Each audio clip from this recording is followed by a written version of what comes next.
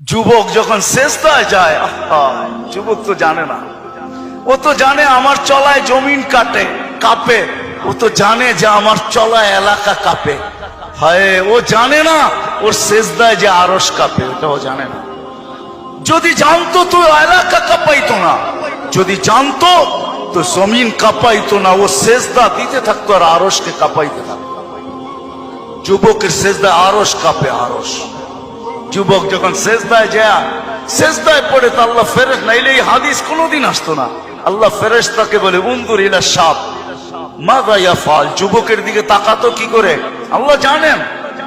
তো ফেরেশতা বলে জাআলা আজলাহু ওয়া মাজালাহু লিআজলিক, সবকিছু বিসর্জন দিয়ে আপনার কুদরতি পায়ে মাথা ঠেকায় দিয়েছে। তা আল্লাহ বলে হাদা আবদি হাক্কা, এ আমার পারফেক্ট বান্দা, ইন্নী উবাহি বিহিল মালাইকা, তোমাদের উপরে আমি একে নিয়ে গৌরব করি। যখন সেজদায় চিৎকার দেয় সুবহানা রাব্বিয়াল আলা, আল্লাহ বলে সাব্বাহতানি সাব্বাহতুক, তুই আমাকে পবিত্র বললি, যাহ তুই পবিত্র, তোর গুনাহ মাফ, সেজদার থেকে উঠার আগে মাফ। আলাইতানি ফাআলাইতুক, মহান বললি, তুইও সৃষ্টির ভিতরে মহান। দুনিয়া আলারা তোকে কি দিবে? কিয়ামতের দিন আমি তোকে আরশের নিচে সুপার ডিলাক্স গ্যালারিতে বসাবো। গ্যালারিতে, সুপার ডিলাক্স গ্যালারি বোঝেন?